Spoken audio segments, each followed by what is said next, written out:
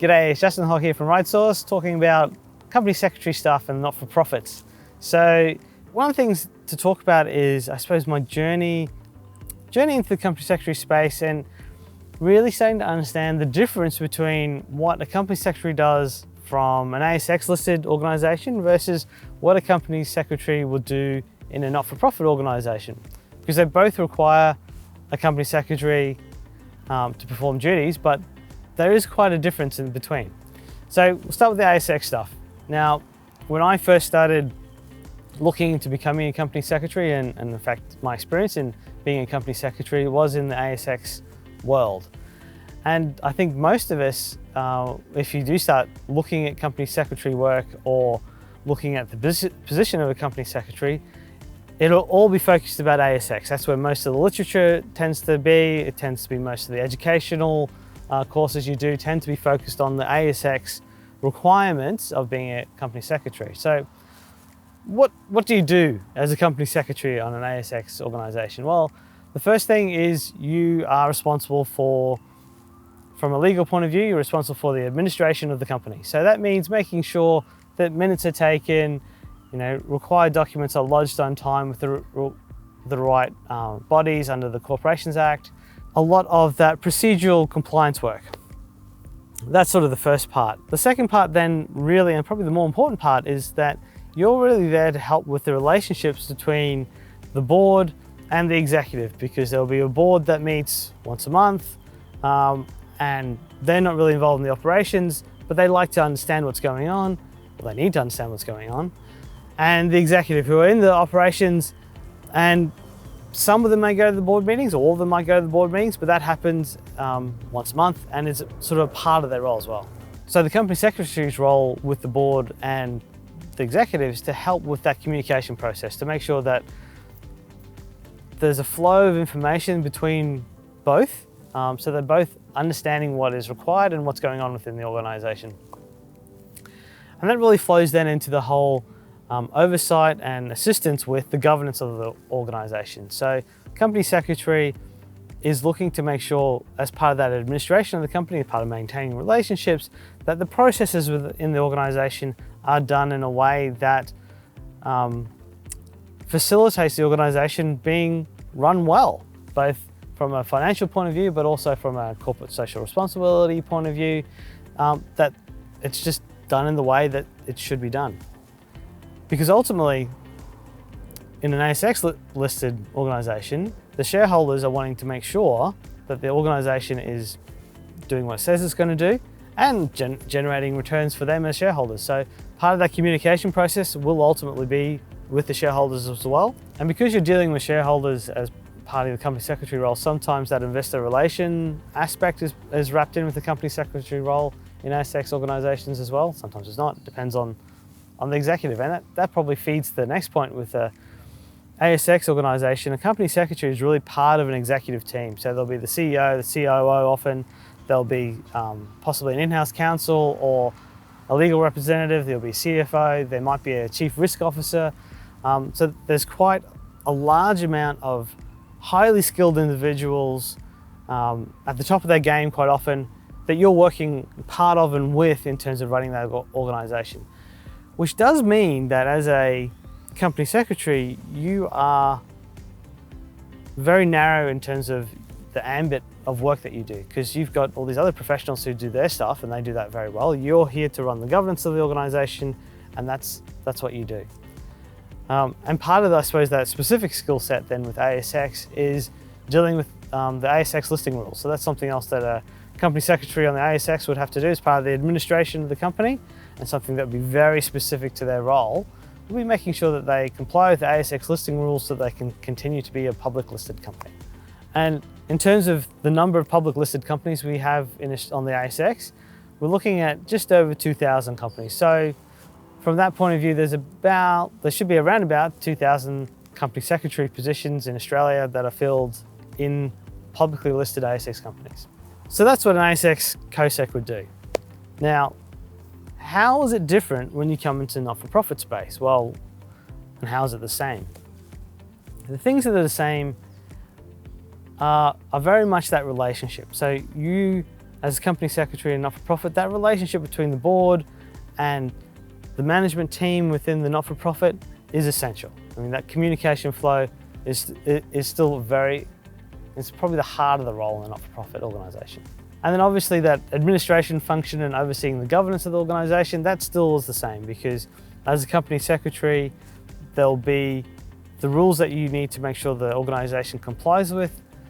Depending on how it's formed, it may be the Corporations Act, it definitely is the ACNC Act, it might be related to the state-based legislation for incorporating associations.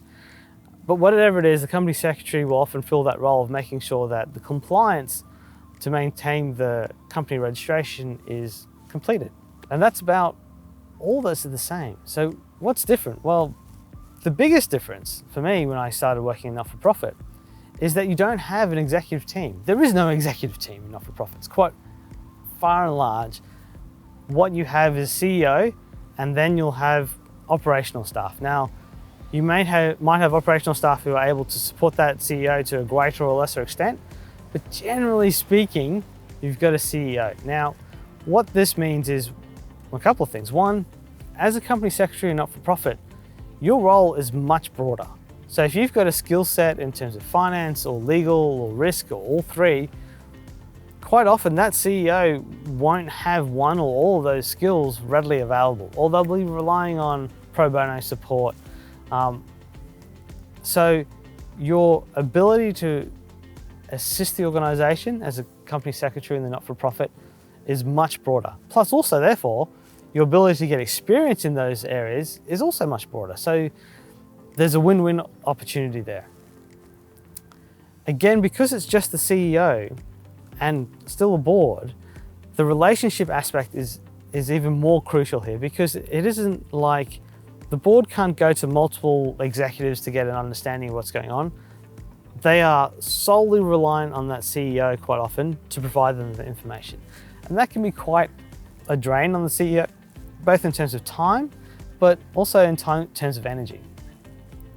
So what a company secretary can quite often do is help be that support for the CEO in terms of the communication with the board and effectively being the right hand of the CEO to provide that information so the CEO can not spend quite as much time, which they've only got so much time and energy in educating the board, but the board still gets the level of information that they require to effectively govern.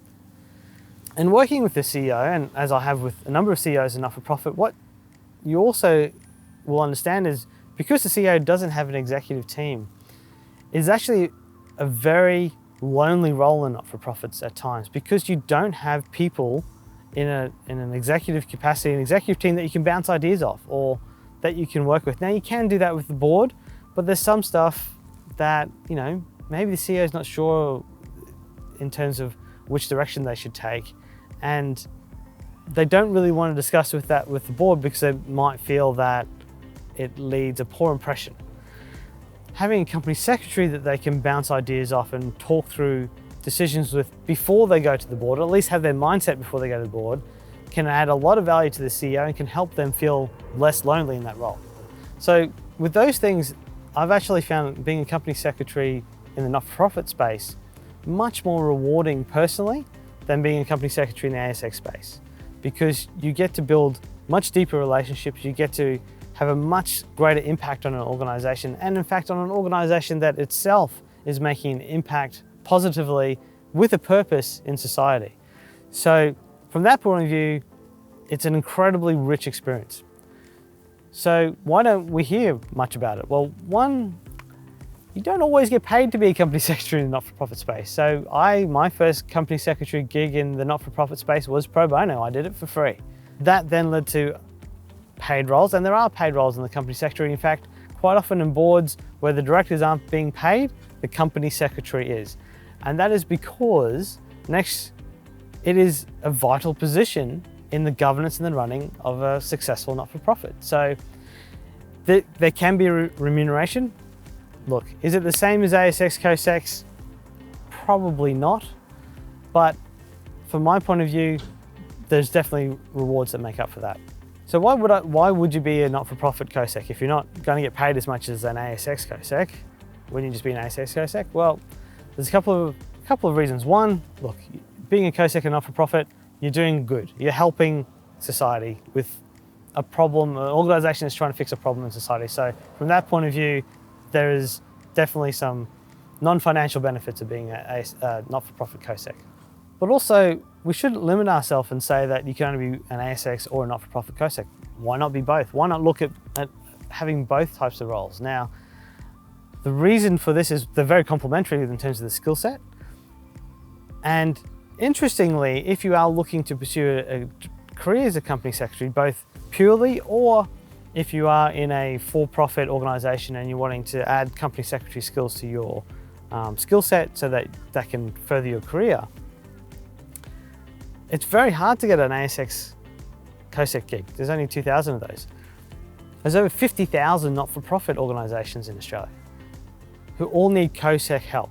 And now some might be pro bono, some might be paid, but there's 50,000 opportunities out there. If you're looking to get experience as a company secretary, not-for-profit space is a great place to start. And my bet is you'll probably stay there. You might end up going ASX as well, but I think that not-for-profit and being able to be part of those organisations that do make a difference is somewhere that you'll always end up wanting to stay. And not only do you get the skill set, I suppose, in terms of that experience in being a company secretary, not-for-profit, but you get to form a relationship with the CEO who often is amazing.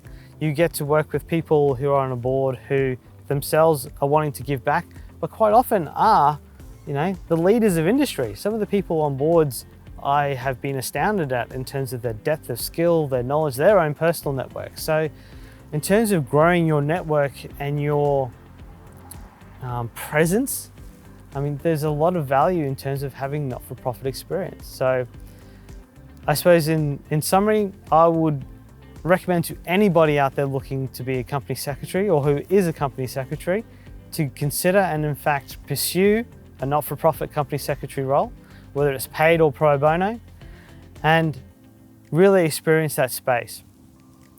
And I think if that happens and if we get more people, more good quality company secretaries working in the not-for-profit space, it'll lift the governance of that space and can only be good for society and not-for-profits as a whole. So if there's anyone out there interested in being a CoSec and not-for-profit, I'm happy to have a conversation, give you some tips, some direction, even help you find a role. And if you found the video interesting, feel free to subscribe.